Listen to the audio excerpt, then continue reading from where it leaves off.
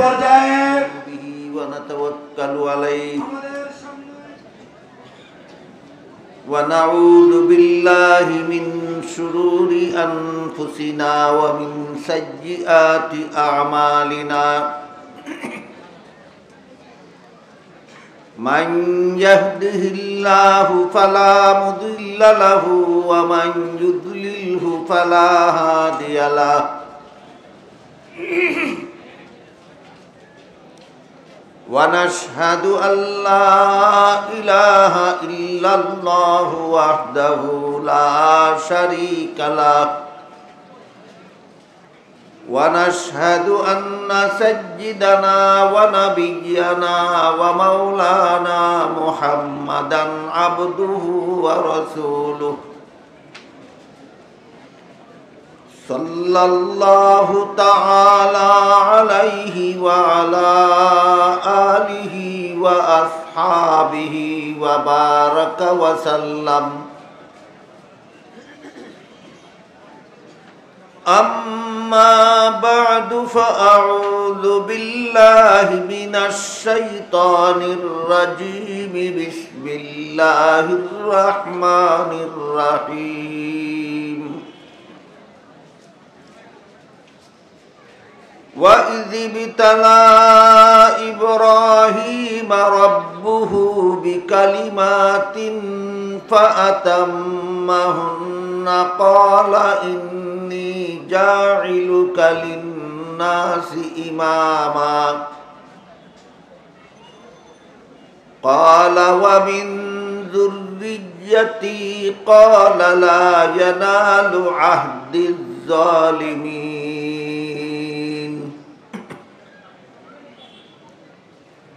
بارك الله لنا ولكم في القرآن العظيم ونفعنا وإياكم بالآيات والذكر الحكيم হযরত উলামায়ে কেরাম, সম্মানিত সুধী সমাজ, দূর দূরান্ত থেকে আগত সর্বস্তরের মুসলমান ভাইয়েরা আমার ও আমার প্রিয় ছাত্র ভাইয়েরা, পবিত্র কোরআনের যে আয়াতটি আমি আপনাদের সামনে তিলাওয়াত করেছি তাতে আল্লাহ বলেন, তোমরা স্মরণ করো তখনকার ঘটনা যখন আল্লাহ ইব্রাহিম আলাইহিস সালামকে কতগুলি কঠিন পরীক্ষা করেছিলেন।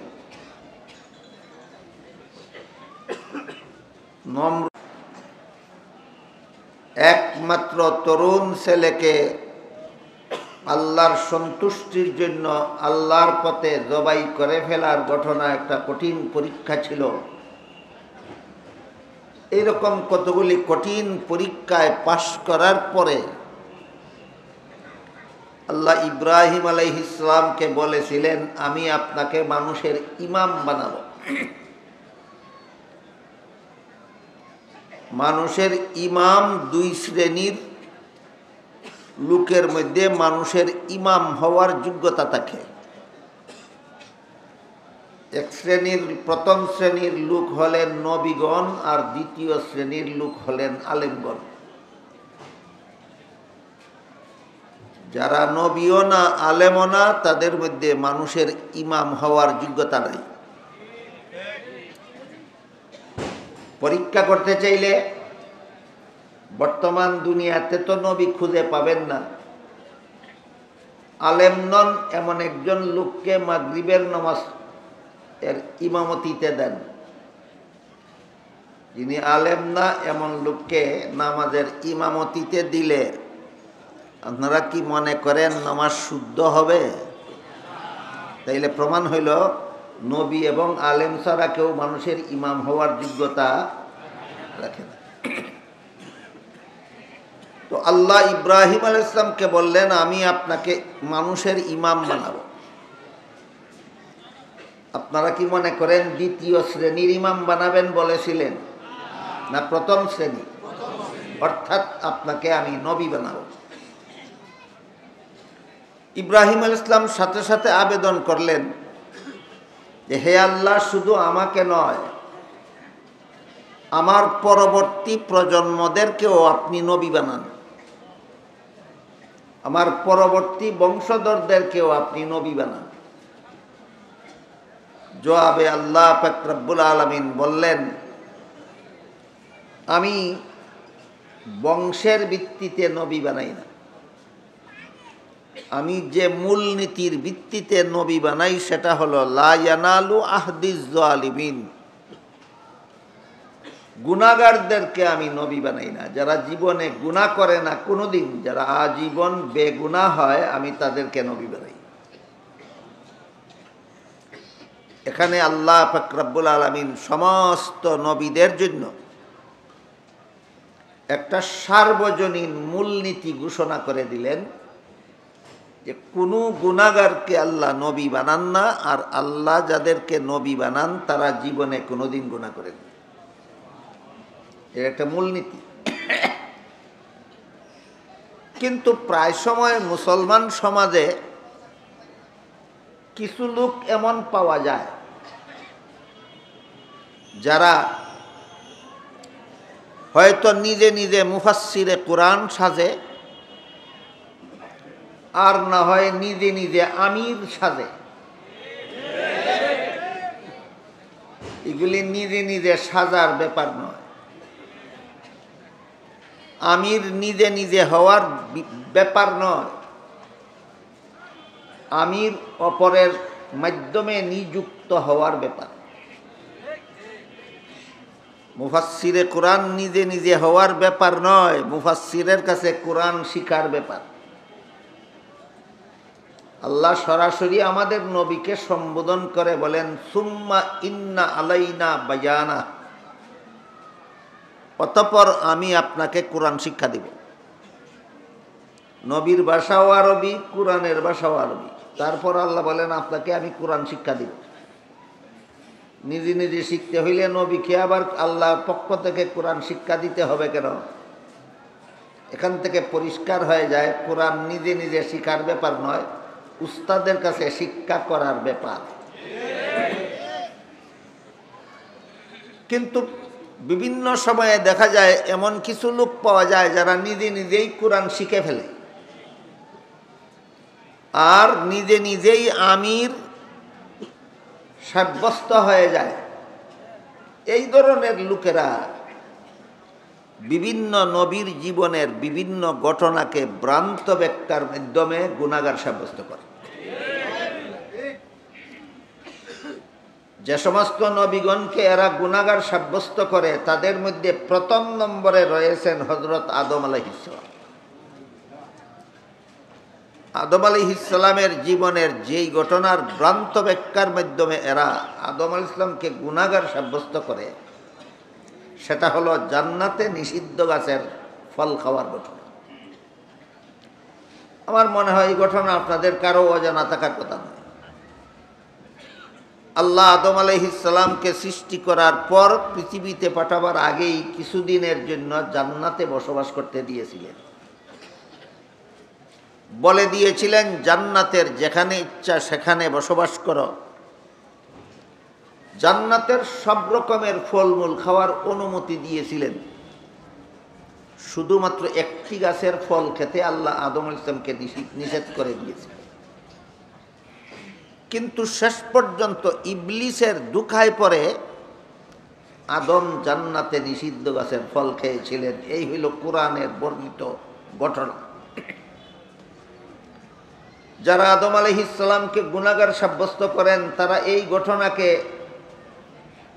ভ্রান্ত ব্যাখ্যার মাধ্যমে বলেন, আল্লাহর আদেশ নিষেধ লঙ্ঘন করলেই গুনাহ হয়, আর আদম যে লঙ্ঘন করলেন সেটা তো কোরআনেই আছে, সুতরাং আল্লাহর নিষেধ লঙ্ঘনের কারণে আদম গুনাহগার হলেন। এই হইল ব্যাখ্যাটা।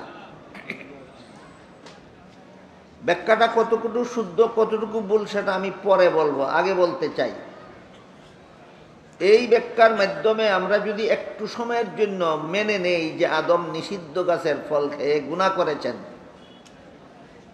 আল্লাহর মূলনীতিটা কি ছিল? গুনাহগারদেরকে নবী বানাই। তাহলে এই ব্যাখ্যার দ্বারা আল্লাহর মূলনীতি ঠিক থাকে না লঙ্ঘন হয়? এর দ্বারাই প্রমাণ হয়ে গেল ব্যাখ্যাটা ভ্রান্ত। ব্যাখ্যাটা ভ্রান্ত। কোরআনের কোনো আয়াতের এমন ব্যাখ্যা করা যার দ্বারা আল্লাহর কোনো নির্ধারিত কোনো বিধিবিধান লঙ্ঘন হওয়া অবধারিত হয়, এমন ব্যাখ্যাই ভ্রান্ত। নবীগণের জীবনের এমন কোনো ঘটনাকে এমন ব্যাখ্যা করা যে ব্যাখ্যার দ্বারা আল্লাহর মূলনীতি লঙ্ঘন হয়, এই ব্যাখ্যাগুলি ভ্রান্ত। তাহলে এই ব্যাখ্যা আদম আলাইহিস সালামকে গুনাহগার সাব্যস্ত করার মতো ব্যাখ্যা, এটা এরা পাইল কোথায়? যারা করে এমন ব্যাখ্যা ওরা পেল কোথায়? আমি যতটুকু অনুসন্ধান চালিয়ে দেখেছি, এটা এদের নিজেদের মস্তিষ্ক প্রসূত ব্যাখ্যা নয়, এটা খ্রিস্টানদের কাছ থেকে আমদানিকৃত ব্যাখ্যা। খ্রিস্টানদের কাছ থেকে এই ব্যাখ্যা তারা আমদানি করেছে কিভাবে একটু লক্ষ্য করে দেখুন। বাংলাদেশের স্বাধীনতা লগ্ন থেকে একটা খ্রিস্টানদের একটা সংগঠন বাংলাদেশে তাদের ধর্ম প্রচারের কাজ করে যাচ্ছে। এটার নাম হলো খ্রিস্টান মিশনারি বাংলাদেশ। এরা বাংলাদেশে খ্রিস্ট ধর্ম প্রচারের জন্য অসংখ্য বই পুস্তক পুস্তিকা প্রকাশ করেছে। এর মধ্যে খ্রিস্টানদের লিখিত, খ্রিস্টানদের প্রকাশিত একটা বইয়ের নাম আছে কোরআনের আলোকে বেহেশতে যাওয়ার পথ।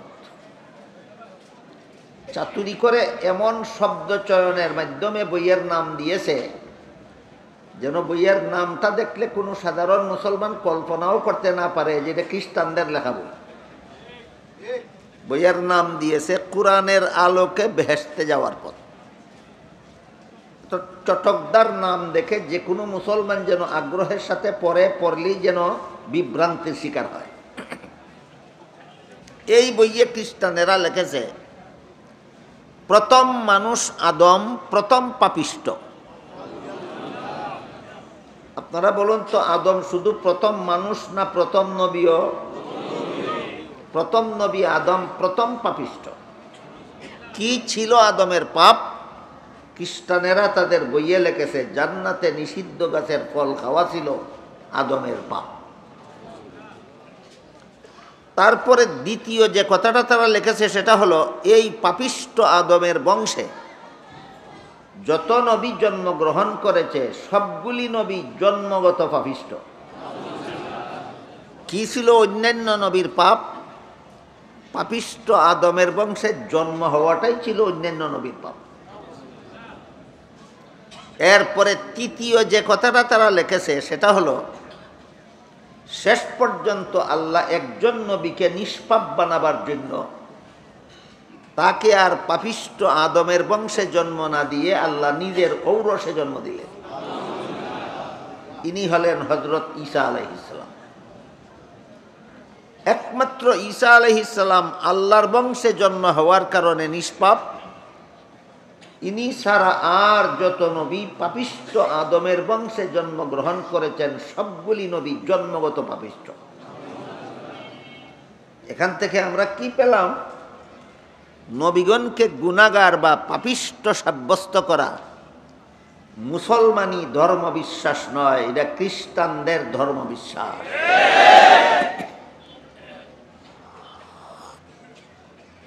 নবীগণকে গুনাহগার সাব্যস্ত করা মুসলমানদের ধর্মবিশ্বাস নয়, এটা খ্রিস্টানদের ধর্মবিশ্বাস। তাহলে আদম আলাইহিস সালামের জান্নাতে নিষিদ্ধ গাছের ফল খাওয়ার বিশুদ্ধ ব্যাখ্যা কি? বিগত 1300 বছরের ইতিহাসে নির্ভরযোগ্য মুফাসসিরিনে কেরাম যত তফসিরের কিতাব লিখেছেন প্রায় সবগুলি তফসিরের কিতাবে আদমের নিষিদ্ধ গাছের ফল খাওয়ার বিশুদ্ধ ব্যাখ্যা লেখা আছে। বেশ কতগুলি ব্যাখ্যা লেখা আছে। সবগুলি ব্যাখ্যা বলার মতো সময় সুযোগ এই মুহূর্তে আমার হাতে নাই। আপাতত একটি ব্যাখ্যার কথা বলি। তারা লিখেছেন যে মানুষের জীবনে কোনো কাজে সওয়াব হয়, কোনো কাজে গুনাহ হয় দুনিয়ার জীবনে। জান্নাতি জীবনের কোনো কাজে সওয়াব নাই, গুনাহ নাই। এবার বলুন বিশুদ্ধ ব্যাখ্যাটা কি? মানুষের কোনো কাজে সওয়াব হয়, কোনো কাজে গুনাহ হয় কোন জীবনে? জান্নাতি জীবনের কোনো কাজে সওয়াব নাই, গুনাহ নেই। এবার বলুন আদম নিষিদ্ধ গাছের ফল খেয়েছিলেন কোন জীবনে? এর সাথে সওয়াবেরও কোনো সম্পর্ক নাই, গুনাহেরও কোনো সম্পর্ক নাই। আজকের মতো একটিমাত্র ব্যাখ্যা আপনাদের শোনালাম নির্ভরযোগ্য তাফসীরের কিতাব থেকে। কাজেই এই ব্যাখ্যাটা যদি আমরা মেনে নেই, জান্নাতি জীবনের কোনো কাজে সওয়াব নাই, গুনাহ নাই যেহেতু, তাই আদমের নিষিদ্ধ গাছের ফল খাওয়া গুনাহ ছিল না, এই ব্যাখ্যাটা মেনে নিলে এবার বলুন আল্লাহর সামগ্রিক মূলনীতির সাথে সাংঘর্ষিক হয় না সামঞ্জস্যশীল হয়? এটাই প্রমাণ এই ব্যাখ্যাটা শুদ্ধ। এটাই প্রমাণ এই ব্যাখ্যাটা শুদ্ধ। কাজেই কোনো না কোনো নবীর জীবনের কোনো ঘটনাকে ভ্রান্ত ব্যাখ্যার মাধ্যমে গুনাহগার সাব্যস্ত করা, এটা ভ্রান্ত মতবাদ, এটা ইসলামের বিশুদ্ধ মতবাদ নয়। আল্লাহ পাক রব্বুল আলামিন সূরা শূরা এর 13 নম্বর আয়াতে বলেন আকিমুদ্দিন। এখানে দিন শব্দকে আল্লাহ ইসলামের বিশুদ্ধ মতবাদ অর্থে ব্যবহার করেছেন। ইসলামের সহি আকিমুদ্দিনের অর্থ হলো তোমরা ইসলামের সহি আকীদায় অটল থাকো। সহি আকীদা শব্দ দুইটা কোরআনের ভাষা, আরবি ভাষা। বাংলা অর্থ হবে বিশুদ্ধ মতবাদ। আল্লাহ যে সূরায়ে শূরার 13 নম্বর আয়াতে বলেছেন আকিমুদ্দিন, এর অর্থ হলো তোমরা ইসলামের সহি আকীদায় অটল থাকো, বিশুদ্ধ মতবাদে অটল থাকো। কেন বললেন? কারণ স্বয়ং রাসূলের যুগে এমন বেশ কিছু লোক ছিল যারা নিজেদেরকে নিজেরা মুসলমান বলে দাবি করত, কিন্তু ইসলাম বিরোধী মতবাদ অন্তরে পোষণ করত। মুসলমান হওয়ার দাবি করে কিন্তু ইসলাম বিরোধী মতবাদ অন্তরে পোষণ করে। এই সমস্ত কুচক্রীরা যেন ইসলামের নাম ব্যবহারের সুযোগ না পায়, এজন্য আল্লাহ সূরায়ে শূরার 13 নম্বর আয়াতে আকিমুদ্দিন বলেছেন, তোমরা সত্যই যদি মুসলমান হয়ে থাকো তাহলে ইসলামের বিশুদ্ধ মতবাদে অটল থাকো, ভ্রান্ত মতবাদ ইসলামের নামে পোষণ করবে না। আমাদের বর্তমান সময়েও মুসলমান সমাজে এমন যথেষ্ট লোক আছে যারা একদিকে নিজেদেরকে মুসলমান হওয়ার দাবি করে, অপরদিকে অন্তরে ভ্রান্ত মতবাদ পোষণ করে। সর্বযুগের এইরকম কুচক্রীদের বেলায় সূরায়ে শূরার সেই 13 নম্বর আয়াতাংশ প্রযোজ্য। যে কোনো যুগে যে কোনো লোক মুসলমান হওয়ার দাবি করবে আর ভ্রান্ত মতবাদ পোষণ করবে, তার বেলায় আকিমুদ্দিন আয়াত প্রযোজ্য। আমাদের যুগে যারা যারা ইসলামের নামে ভ্রান্ত মতবাদ পোষণ করে, তাদের মধ্যে আমার মনে হয় 1 নম্বর কাতারে রয়েছে কাদিয়ানীরা। এরা নিজেদের দলের নাম দিয়েছে আহমদিয়া মুসলিম জামাত। মুসলিম জামাত শব্দের অর্থই মুসলমানের দল। মুসলিম জামাত শব্দের অর্থই মুসলমানের দল। আর মতবাদ পোষণ করে মুসলমানি না কুফরি? কুফরি। আশ্চর্যের ব্যাপার হইল এই বাংলার জমিনে এমন কিছু জ্ঞান পাপীরও আবির্ভাব হয় মাঝে মধ্যে, যাদের জ্ঞানে ধরে না যে কাদিয়ানির অপরাধটা কি। এরাও তো কলেমা পড়ে, নামাজ পড়ে, রোজা রাখে, হজ করে, যাকাত দেয়। এই জন্য কাদিয়ানীদের ধোঁকায় না পড়ার জন্য, এই সমস্ত জ্ঞান পাপীদের বিভ্রান্তিতে না পড়ার জন্য আমার মনে হয় সমস্ত মুসলমানের জানা থাকা দরকার যে কাদিয়ানীরা কোন কারণে কাফের, কাদিয়ানীরা কোন কারণে কাফের, এই প্রশ্নের জবাবটা জানার জন্য আগে একটা পূর্ব কথা আমাদের সকলের মনে থাকতে হবে। সেটা হলো ঈমান কাকে বলে। এই প্রশ্নের জবাব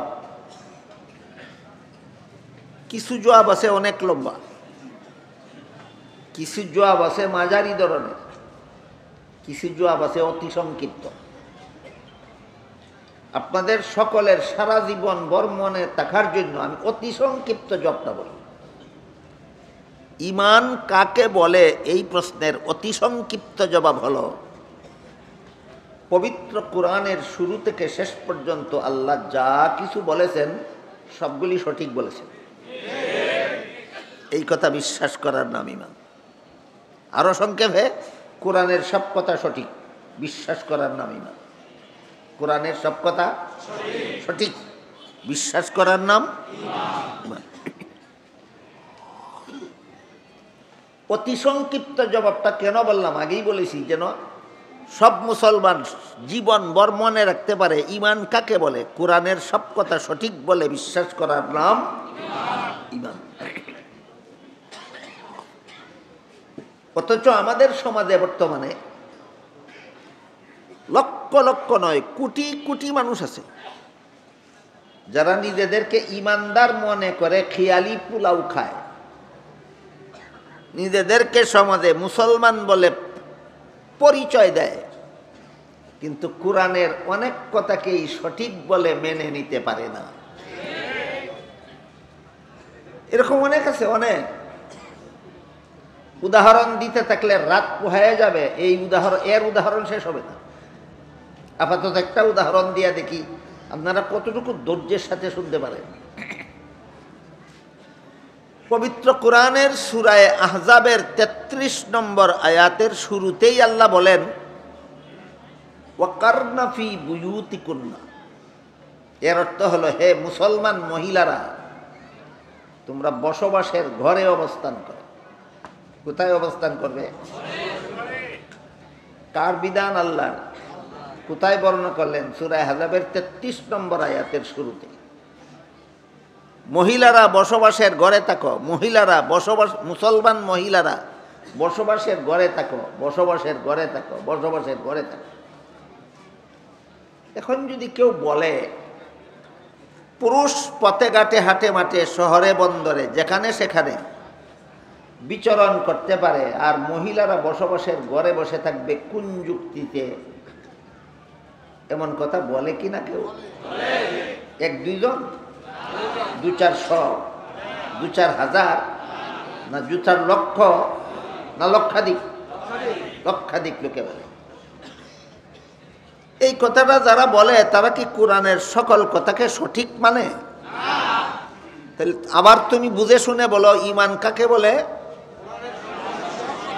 তোমার তো কোরআনের সব কথা সঠিক বলে তোমার বিশ্বাস হই নাই, তোমার ঈমান রইল কোথায়? এই সমস্ত ঈমানদার রূপী বেঈমানেরা কোরআনের বিধানের বিরুদ্ধে সরাসরি কোরআন মানি না বলে না, বললে এরা যে বেঈমান সমাজে ধরা খেয়ে যাবে, এই জন্য কোরআন মানি না বলে না। এরা কোরআনের এক একটা বিধানের বিরুদ্ধে এক একটা শয়তানি যুক্তি দাঁড় করায়। এই যুক্তিটাই হইল এদের বেঈমানির প্রমাণ। এজন্য মূল কথা বাকি রেখে আপাতত যুক্তি সম্পর্কে কিছু কথা বলে ফেলি। হাকিমুল উম্মত হযরত আল্লামা আশরাফ আলী থানভী রহমাতুল্লাহি আলাইহি আল মাসালিহুল আকলিয়া নামক কিতাবে লিখেছেন, ইসলামে এমন কোনো বিধান নাই যার পক্ষে চূড়ান্ত কোনো যুক্তি নাই, কিন্তু ইসলামের সকল বিধানের যুক্তি বুঝার যোগ্যতা সকল পণ্ডিতের মাথায় নাই। এবার বুঝা থাকলে বলেন, যুক্তি নাই না সব যুক্তি বুঝার যোগ্যতা সবার মাথায় নাই?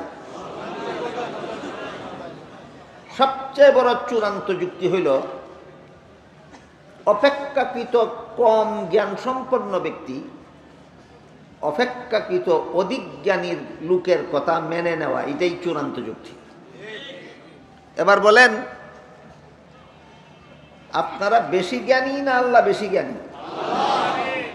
আল্লাহর কথার বিরুদ্ধে যুক্তি দেওয়ার মানে হইল নীরব ভাষায় এই কথা বলা যে আল্লাহর চেয়ে আমি বেশি জ্ঞানী। এই হইল বেঈমান আর কাফির হওয়ার কারণ।